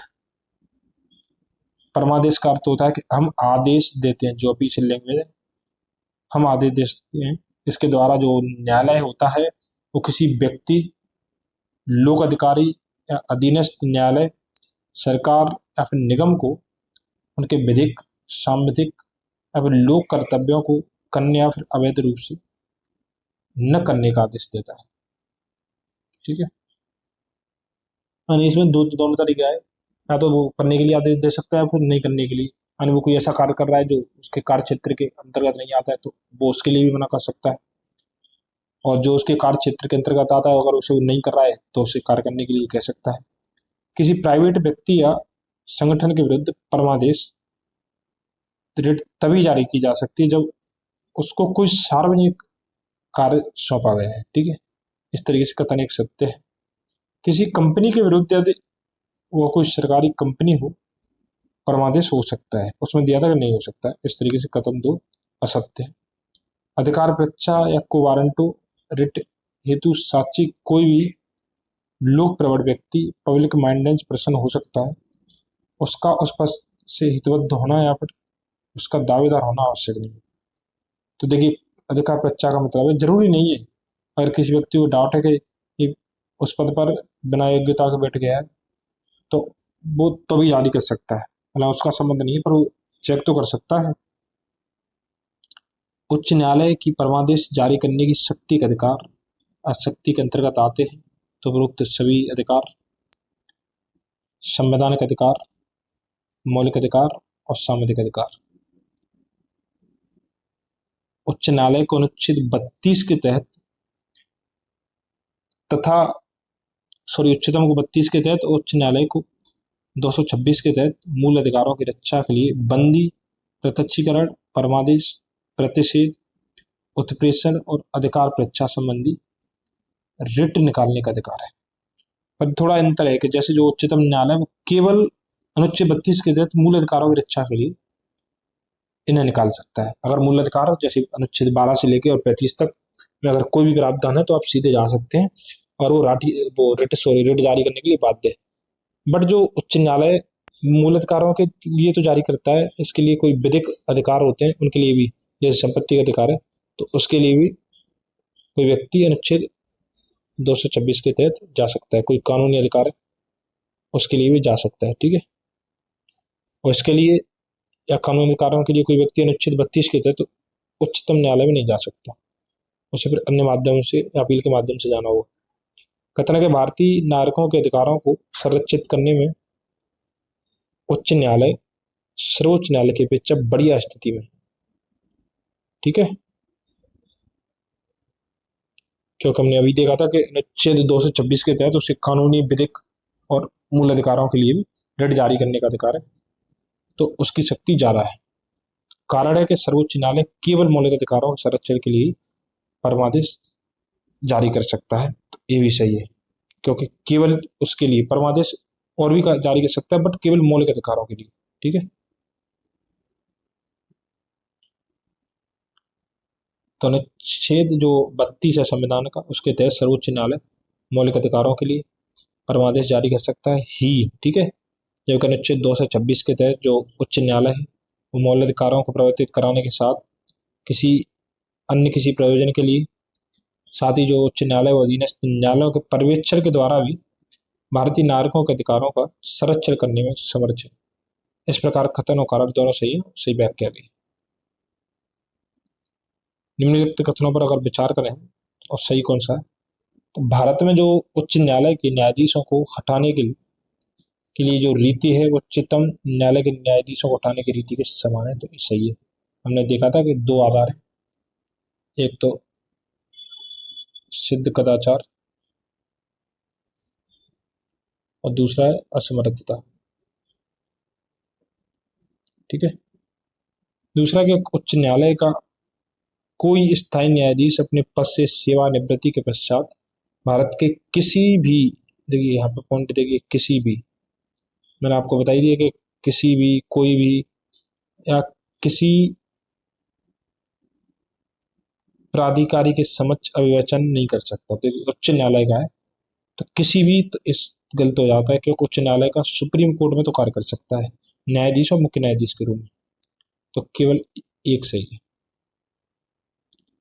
जब आप देखेंगे अनुच्छेद 217 को उठाकर क्लोज बी 1B के अनुसार, तो उच्च न्यायालय के किसी न्यायाधीश को उच्चतम न्यायालय के न्यायाधीश के हटाने हेतु, जैसे अनुच्छेद 124(4) है या खंड 4 में उपबंधित रीति से उसके पद से राष्ट्रपति द्वारा हटाया जा सकता है, और इसके लिए हमारी संसद ने 1968 में एक एक्ट बनाया था। इन्हें संविधान के अनुच्छेद 124(4) में विहित प्रक्रिया से साबित कदाचार या असमर्थता के आधार पर संसद द्वारा अधिनियमित जो न्यायाधीश जांच अधिनियम 1968, इसके तहत संसद के प्रत्येक सदन में विशेष बहुमत से हटाने संबंधी पारित करके राष्ट्रपति की आदेश द्वारा हटाया जा सकता है। अनुच्छेद 220 के अनुसार उच्च न्यायालय का स्थायी न्यायाधीश सेवानिवृत्ति के पश्चात उसने जिस उच्च न्यायालय में वो स्थायी न्यायाधीश रहा है उससे, यानी उसमें काम नहीं कर सकता, उससे छोड़कर वो उच्च न्यायालयों भिन्न, यानी किसी जो दूसरे राज्य का जो उच्च न्यायालय है उसमें और जो उच्चतम न्यायालय उसमें अभिवंचन कर सकता है। उच्चतम न्यायालय का सेवानिवृत्त जो न्यायाधीश है वो भारत की किसी न्यायालय प्राधिकारी के समक्ष अभिवचन का कार्य नहीं कर सकता है, अनुच्छेद 124(4), क्योंकि इसमें देखिए ऐसा होता है, क्योंकि जो एक उच्चतम न्यायालय का न्यायाधीश होता है वो नीचे से निकल के ही ऊपर पहुंचता है, तो उस समय काम कर चुका होता है, इसलिए उसमें पूरी तरह रोक होती है। और जो हाईकोर्ट का उच्च न्यायालय है वो दूसरे हाईकोर्ट में भी कर सकता है और सुप्रीम कोर्ट में भी कर सकता है ऊपर। ठीक है, ये भी जा सकता है दूसरे वाला। इस तरीके से इनकी स्वतंत्रता के लिए किया गया है, क्योंकि जब ये निर्णय देते हैं तो बिना किसी पक्षपात के स्वतंत्र होकर अपने निर्णयों को दें, इसलिए प्रावधान किया गया। एक उच्च न्यायालय का जो न्यायाधीश है अपना त्यागपत्र संबोधित करता है तो राष्ट्रपति को करता है, चाहे उच्च न्यायालय हो चाहे उच्चतम न्यायालय को। अब जल्दी में भारत का मुख्य न्यायाधीश मत लगा देना, यहाँ पर उसके राज्य के उच्च न्यायालय का मुख्य न्यायाधीश भी मत लगा देना और राज्यपाल भी मत लगा देना, क्योंकि नियुक्ति अगर राष्ट्रपति करता है तो त्यागपत्र भी राष्ट्रपति। ठीक है, थोड़े से इसमें प्रश्न और है, अब देख लेते हैं, इस एक वीडियो में कंप्लीट हो जाए। उच्च न्यायालय का न्यायाधीश अपने पद की शपथ लेने के बाद 62 वर्ष की आयु तक अपने पद पर कार्य करता है। अब इसके लिए 1963 में एक संशोधन हुआ, बताइए कौन सा हो। ठीक है, अभी मैंने आपको बताया था 60 से जो 62 वर्ष एज की गई थी, कमेंट करके बताइए। इससे पूर्व वह राष्ट्रपति को संबोधित अपने हस्ताक्षर युक्त पत्र द्वारा अपना पद त्याग सकता है अनुच्छेद 217(1)(a), साथ ही उसे सिद्ध कदाचार और समर्थता। तो दो आधार होते हैं, एक तो सिद्ध कदाचार, असमर्थता। क्या होता है, 1968 का एक्ट है, उसमें पूरी तरीके से परिभाषित किया गया है के आधार पर संसद के दोनों सदनों द्वारा अलग अलग अपने कुल बहुमत तथा उपस्थित और मतदान करने वाले सदस्यों के 2/3 बहुमत द्वारा पारित प्रस्ताव से राष्ट्रपति द्वारा पद मुक्त किया जा सकता है। तो कुल सदस्य संख्या का बहुमत और 2/3।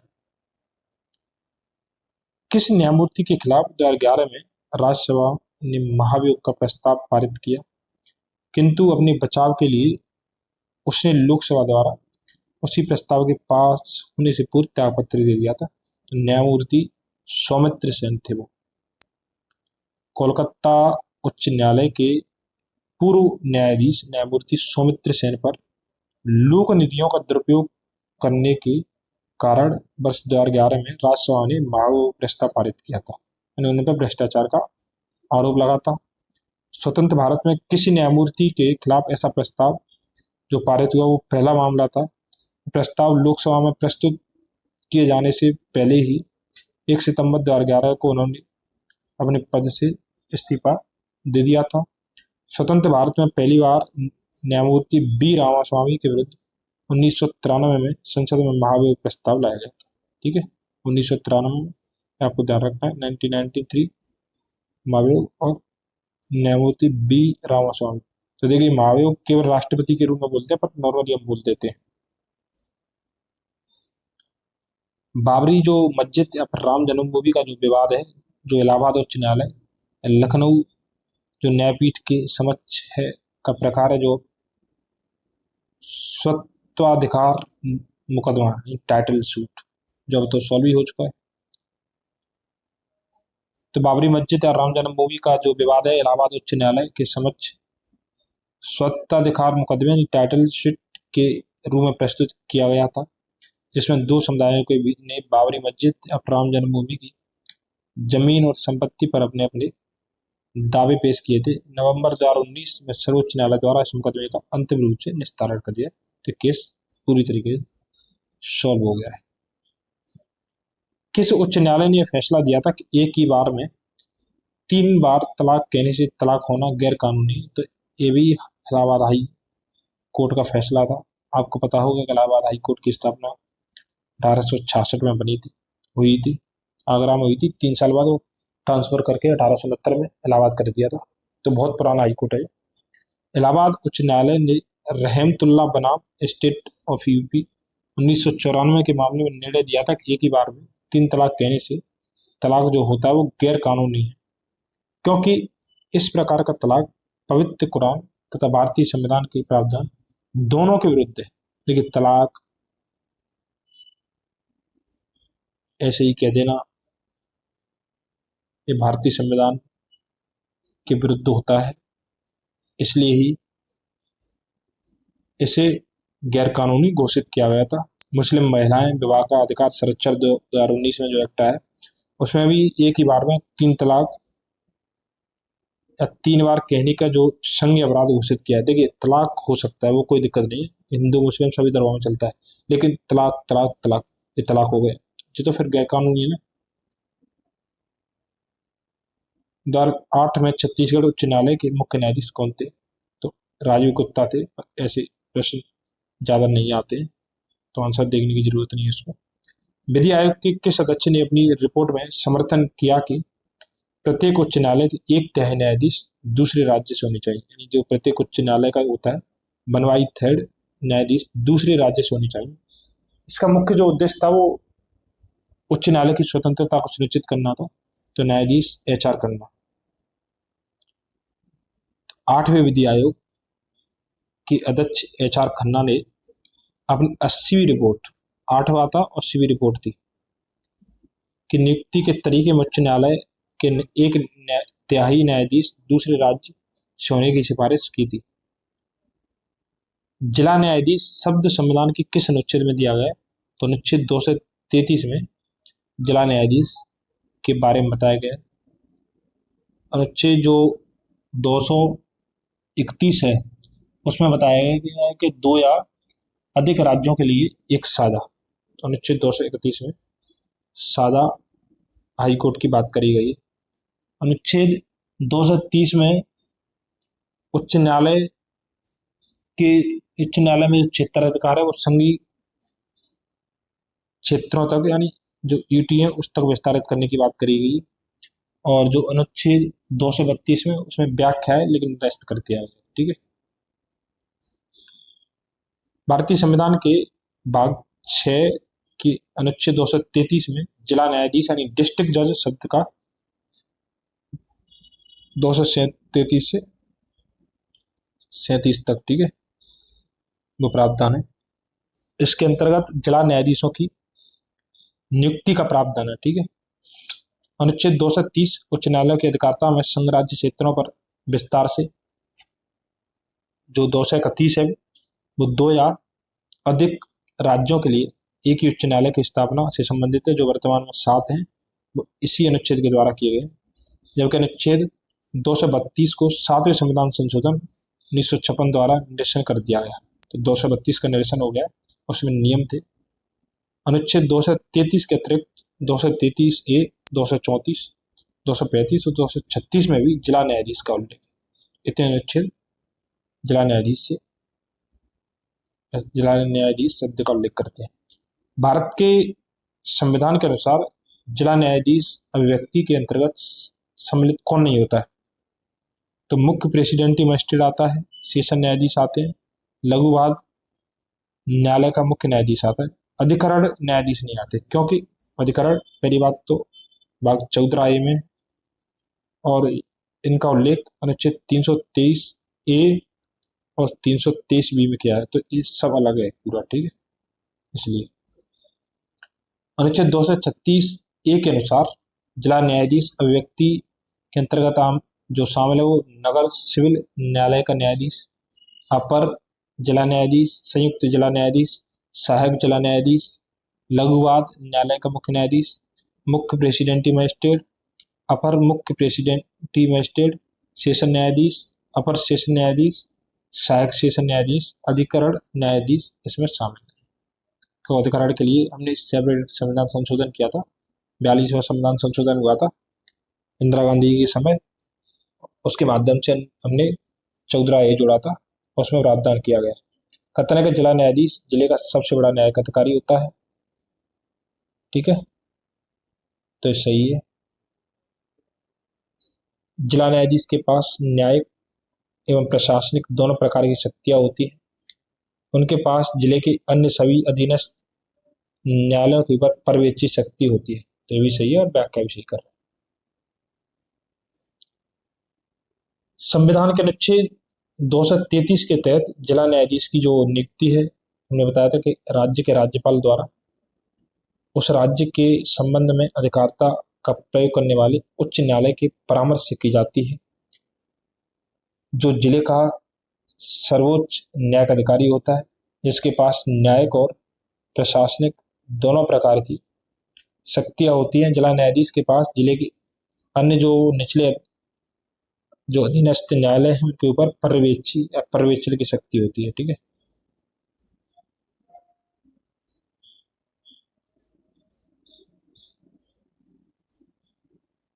भारत के संदर्भ में निम्नलिखित कथनों पर विचार कीजिए।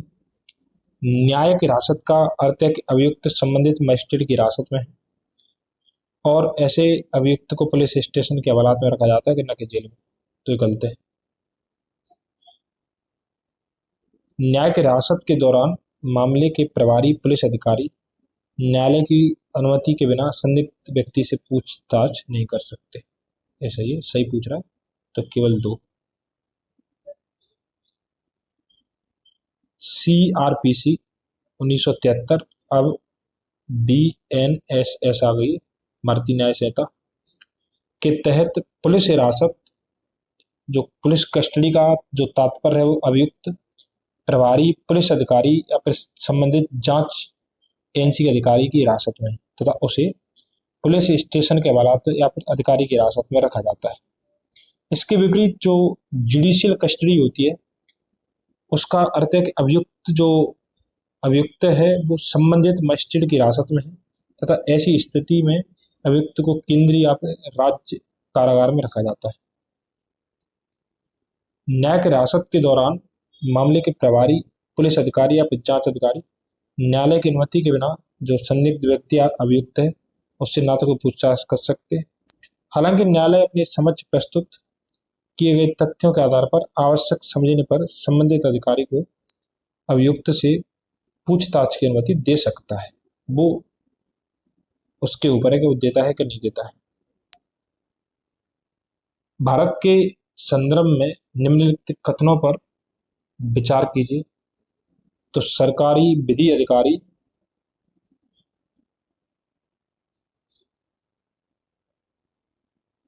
और विधि फर्म अधिवक्ता के रूप में मान्यता प्राप्त है, किंतु कॉर्पोरेट वकील और पेटेंट न्यायाधीश अधिवक्ता की मान्यता से बाहर रखे गए। विधिक परिषदों या फिर बार काउंसिलों को विधिक शिक्षा और विधि महाविद्यालयों की मान्यता के बारे में नियम कथित करने की शक्ति है।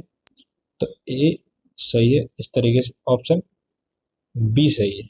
चलिए हम देखते हैं इसे। तो जो अधिवक्ता अधिनियम 1961 है और उनके प्रावधानों को देखते हैं तो उनके अनुसार जो राज्य विधिक अविधिज्ञ जो परिषद है, स्टेट जो बार काउंसिल है, उसकी सूची में अधिवक्ता एडवोकेट के रूप में पंजीकृत व्यक्ति विधि स्नातक ही अधिवक्ता के रूप में मान्यता प्राप्त है। तो उसे कहाँ पे, तो 1961 का जो स्टेट बार काउंसिल की जो सूची है उसमें। अतः सरकारी विधि अधिकारी, विधिक फर्म, कॉर्पोरेट वकील और पेटेंट न्यायवादी इत्यादि अधिवक्ता की श्रेणी में नहीं आते, इसलिए कथन एक क्या है, गलत है। अधिवक्ता जो अधिनियम 1961 के तहत जो बार काउंसिल है या बार काउंसिल है को अपने पेशे को स्वविनियमित करने, प्रवेश और नामांकन संबंधी नियम बनाने, व्यावसायिक आचरण का मानक तय करने और विधिक शिक्षा एवं विधि महाविद्यालयों को मान्यता के बारे में नियम अतिकथित करने आदि की शक्ति प्राप्त है। इसी संदर्भ में बार काउंसिल ऑफ इंडिया द्वारा विधिक शिक्षा के मानदंडों और विधिक डिग्रियों की मान्यता संबंधी रूल्स ऑफ लीगल एजुकेशन 8 बनाए गए, इसलिए कथन तो क्या है, तो सत्य है। लोक अदालतों के बारे में या लोक अदालतों के संदर्भ में निम्नलिखित कथनों में से कौन सा सही है। तो सबसे पहले हम देखते हैं पहला, तो लोक अदालतों की जो अधिकारिता है मुकदमा दायर करने से पहले के मामलों का निपटारा करने की है और उन मामलों का नहीं जो किसी न्यायालय में लंबित है। तो ऐसा नहीं, उसमें लंबित मामले और पहले दोनों का निपटारा किया जा सकता है। दूसरा है कि लोक अदालतें ऐसे मामलों का निपटारा कर सकती हैं जो सिविल है न कि आपराधिक प्रकृति का। तो ये भी गलत है, वो सिविल और आपराधिक प्रकृति दोनों का कर सकती हैं, बस वो क्षम्य या फिर निपटान वाला मामला होना चाहिए।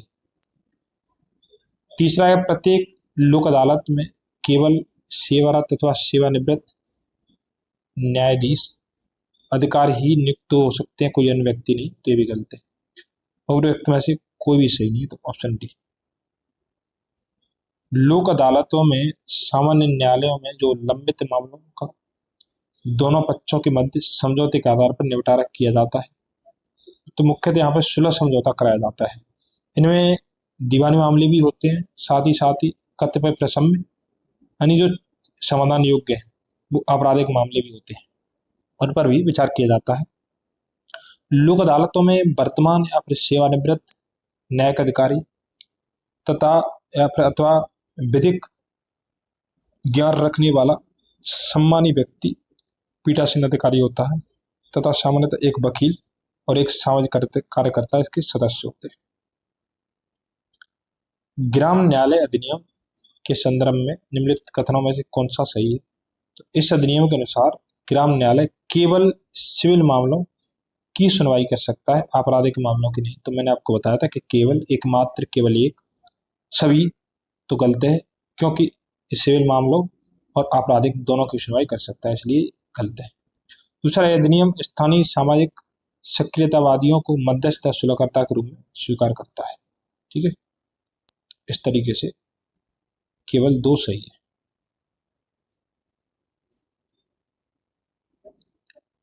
तो ग्राम न्यायालय अधिनियम 8 की धारा 11 के अंतर्गत जो ग्राम न्यायालय है उसको सिविल और आपराधिक दोनों ही मामलों की सुनवाई का अधिकार है।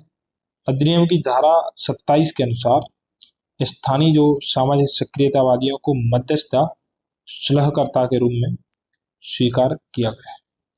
और इसका जो लास्ट प्रश्न है वो उच्च न्यायालय और अधीनस्थ न्यायालयों से, तो भारत में चलित यानी मोबाइल कोर्ट इनका मानस पुत्र है, तो ये डॉक्टर APJ अब्दुल कलाम का है। चलित पुत्र या फिर मोबाइल कोर्ट जिसे हम ग्राम न्यायालय भी कहते हैं, 4 अगस्त 2007 को हरियाणा के मेवात जिले में स्थित पुनाहाना देश में पहली मोबाइल सचल अदालत का उद्घाटन किया गया। इसका शुभारंभ भारत के तत्कालीन मुख्य न्यायाधीश KG बालाकृष्ण ने किया। इसका उद्देश्य सुदूर पिछड़े इलाकों तक न्यायिक व्यवस्था का लाभ पहुंचाना है। इस प्रकार के न्यायालयों की जो परिकल्पना है सर्वप्रथम भूतपूर्व जो राष्ट्रपति APJ अब्दुल कलाम ने की थी।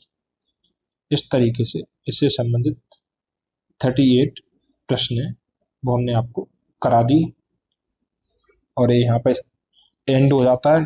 अब मैं आपको थोड़ा सा और कुछ बता देता हूँ। तो सबसे पहले आपको क्या ध्यान रखना है उच्च न्यायालयों से संबंधित, तो अनुच्छेद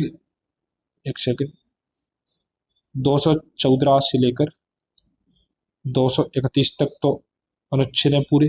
ठीक है, हाई कोर्ट से संबंधित। इसके साथ ही आपको एक पॉइंट रखना है कि 60 से 62 वर्ष वाली जो एज है वो 15वां संविधान संशोधन था और 1963 थी, तो ये बहुत महत्वपूर्ण था, ये वाला ध्यान रखना है। इसके साथ ही मैं आपको थोड़ा सा ये भी बता देता हूँ कि जो उच्च न्यायालय उनकी स्थापना कब कब हुई। मोस्ट देखिए सब तो हम नहीं देख सकते, मोस्ट देख सकते हैं। जैसे इलाहाबाद हमने देख लिया था कि इलाहाबाद की 1866 में हुई थी। इसके बाद जो आंध्र प्रदेश आ सकता है तो AP की 2019 में हुई थी, क्योंकि करंट से संबंधित है, यानी कुछ समय पहले गठित हुआ है, तो ये आ सकता है। इसके साथ ही अगर जैसे कोई MP से है तो MP में हाई कोर्ट है वो 1956 में हुआ था। इसके बाद अगर कोई UP से है तो UP वाला तो हो ही गया, क्योंकि 3 साल बाद 1869 में पहले आगरा में हुई थी। ठीक है, और फिर ये इलाहाबाद पहुंच गया था। इसके साथ ही हम ये भी देख सकते हैं कि मणिपुर, मेघालय और त्रिपुरा इनकी 2013 में स्थापना हुई थी। ठीक है, तो ये करंट से संबंधित और पूर्वोत्तर के हैं, मतलब 13 में हुई थी लेकिन मोस्ट हमेशा रहेंगे, तो आपको ये भी देखना है। इसके साथ ही आपको ये देखना है कि 25 उच्च न्यायालय, 7 का जो अधिकार क्षेत्र है वो 1 से अधिक राज्य और संघ राज्य क्षेत्र, टोटल पूछे तो 7 है और 3 का केवल राज्यों के। ठीक है, इस तरीके से ये देख सकते हैं। इसके बाद अगर बिहार से है तो बिहार में पटना 1916 में इसकी स्थापना हुई थी। इसके बाद सबसे पुराना 1862 का है मद्रास, तो मद्रास में हुई थी। और कोई अगर राजस्थान है तो जैसे राजस्थान दे रहा है तो राजस्थान की 1949 में हुई थी, तो राजस्थान। ठीक है, राजस्थान भी देख सकते हैं। और इसके साथ ही क्या अपन देख सकते हैं, एक सेकेंड, अनुच्छेद तो हमने देख लिए। मैं अनुच्छेद में आपको एक बार थोड़ा सा शॉर्ट में दिखा देता हूँ, लिख के कहाँ पे दिखाऊंगा आपको, यहाँ पे दिखा लेता हूँ। ठीक है, तो एक चैप्टर क्लियर हो जाएगा। देखिए सबसे पहला अनुच्छेद 214। इसमें राज्यों के लिए हाईकोर्ट की बात करी गई, ध्यान देना, ठीक है। इसके बाद अनुच्छेद 215, इसमें अभिलेख न्यायालय की बात करी गई। क्या? अभिलेख। अभिलेख में मैंने बताया था आपको दंड देने की शक्ति और साक्ष्य के रूप में रखे जाते हैं। इसके बाद अनुच्छेद 216 में हाईकोर्ट के गठन की बात करी गई, गठन, ठीक है। 217 में जो उच्च न्यायालय के न्यायाधीश होते हैं उनकी नियुक्ति की बात करी गई। इसके बाद 218 में जो उच्च न्यायालय से संबंधित जो कर्तव्य प्रावधान है वो, यानी जो एससी के जो प्रावधान है वो हाई कोर्ट में भी लागू हो सकते हैं, ठीक है। इसके बाद 219 में शपथ की बात करी गई है। अनुच्छेद 220 में जो 2 वर्ष के लिए जो न्यायाधीश हमने चुना जाता था वो स्थायी होने पर, या फिर जो अगर कोई न्यायाधीश अगर स्थायी न्यायाधीश बन जाता है तो वो फिर प्रैक्टिस नहीं कर सकता, प्रैक्टिस पर प्रतिबंध है।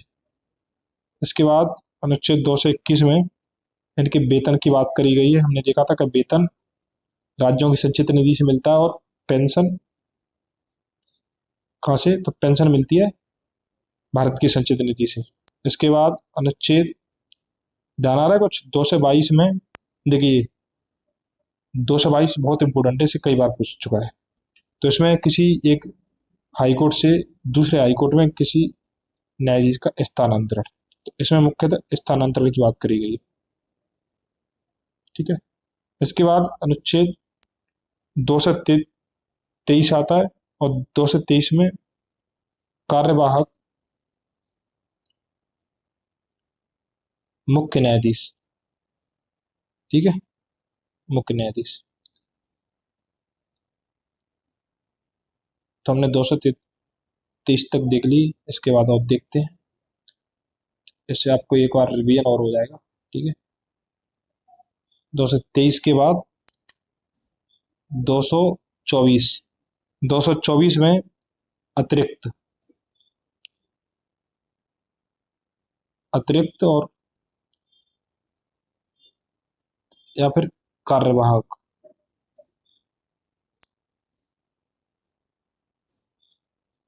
न्यायाधीशों की नियुक्ति की बात करेगी। 224 जो ए है उसमें सेवानिवृत्त, यानी कोई न्यायाधीश है वो पहले सेवानिवृत्त हो चुका है तो उसको भी बुलाया जा सकता है काम करने के लिए। 225 में हाईकोर्ट का क्षेत्राधिकार है, किस किस पर है? तो निचली अदालत और निचली अधीनस्थ अदालतों पर होता है ना। 226 में अपने देखा था कि रिट की बात करी गई। 227 में अधीक्षण की शक्ति है, ठीक है। और 228 में उच्च न्यायालय में जो कतिपय मामलों का स्थानांतरण, यानी मामलों का ट्रांसफर।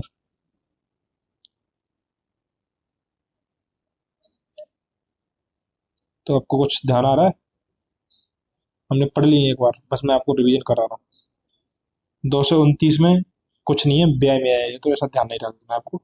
230 आपको ध्यान रखना है।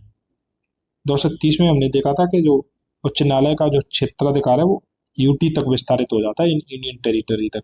तो इसी को हमने ध्यान में रखते हुए, एक तो हमने पंजाब वाला जो चंडीगढ़ वाला है, एक जो कलकत्ता है, और या इसी तरीके से जो लक्षद्वीप है उनके लिए विस्तार किया था। एक इम्पोर्टेंट अनुच्छेद है 231, तो इसमें हम 2 या 2 से अधिक राज्यों के लिए एक ही उच्च न्यायालय की, एक ही हाईकोर्ट की स्थापना कर सकते।